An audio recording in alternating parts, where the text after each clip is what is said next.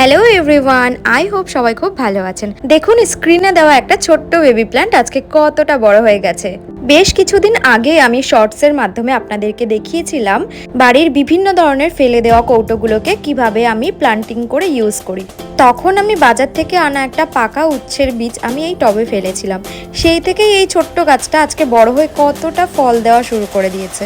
যত্ন করে যে কোনো জিনিসকে আগলে রাখলে সে সযত্নে তার ফিডব্যাক অবশ্যই ফিরিয়ে দেয়, এটাই বাস্তব। দেখুন আমি এখানে সযত্নে গাছগুলোকে বড় করেছিলাম, কি দিয়েছিলাম সেটা আপনাদের সাথে শেয়ার করছি। এখানে আমি কিছু ফেলে দেওয়া ডিমের খোলাকে এইভাবে পাথরের সাহায্যে গুঁড়ো করে ডাস্ট করে নিয়েছিলাম। তারপরে এই ডাস্টটাকে আমি জলের সাহায্যে মিশিয়ে প্রত্যেকটা গাছে আমি এইভাবে একে একে দিয়ে দিই। এইভাবে আমি সপ্তাহে একদিন করে এই ডাস্টটাকে আমি ইউজ করি। এইভাবে যদি আপনি ডিমের খোলাকে ডাস্ট করে প্রত্যেকটা গাছে ইউজ করেন তাহলে গাছের কাণ্ড এবং গোড়া শক্ত হবে। এবার আমি আপনাদের একটা ইন্টারেস্টিং জিনিস দেখাচ্ছি। আমার মা আজ 3 দিন ধরে রোদে আম শুকাতে আসছে। এবার সে উচ্ছেগুলো আজ পেরে ফেলবে। বলছে অনেক বড় হয়ে গেছে, এগুলো নাকি পেকে যাবে, এরপরে আর খাওয়া যাবে না। তাই আমাকে 3টে এইভাবে পেরে দিল। আমি বললাম এটা ছোট। মা বলছে না, এরপরে আর পেকে যাবে, তো এটাকেও পাড়া হোক। এইভাবে 3টে উচ্ছে আমাকে পেরে দিয়েছিল। এই ছোট্ট উচ্ছেটাও পাড়া হয়েছিল। নিজের হাতে গাছ লাগানোর পর এরকম ফল পাওয়া অনেক আনন্দের, তাই আমার খুব ভালো লাগছিল। তাই আমি যখনই সময় পাই একটু করে গাছ লাগাতে থাকি। এই দেখুন ছোট্ট 3টে আমি কিউট উচ্ছে পেয়ে গেছি। এবার এটাকে আমি রান্না করে ফেলবো।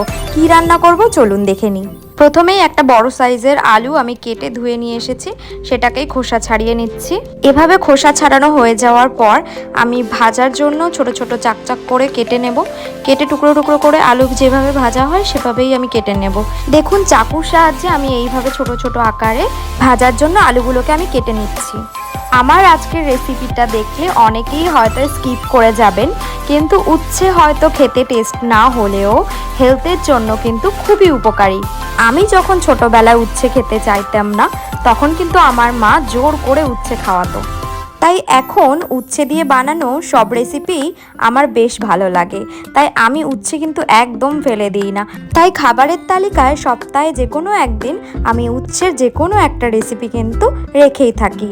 আপনি জানলে অবাক হবেন, একটি উচ্ছের মধ্যে রয়েছে carbohydrate, protein, calcium, magnesium, vitamin A, C আর বিভিন্ন ধরনের ভিটামিন বি। আরও বলে দিই, একটি উচ্ছে বা করলা আপনার রক্ত পরিষ্কার করতে কিন্তু সাহায্য করবে এবং ডায়াবেটিস নিয়ন্ত্রণেও কিন্তু সাহায্য করে। এবং উচ্ছে কিন্তু লিভারকেও ভালো রাখতে সাহায্য করে। লিভারের ক্ষতিকারক টক্সিন কিন্তু বের করতে সাহায্য করে এই উচ্ছে।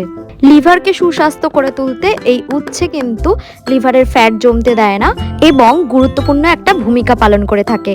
উচ্ছের অনেক পুষ্টিগুণ কিন্তু আজকে আপনাদের জানিয়ে দিলাম। এবার রান্না করার পালা। আর যারা নাক শিটকুন তারা কিন্তু আজকে থেকে অবশ্যই উচ্ছে খাবেন। দেখুন এখানে আমি তেল গরম করে এর মধ্যে সর্ষে ফোড়ন দিয়ে আলু আর উচ্ছেগুলোকে দিয়ে দিলাম একে একে।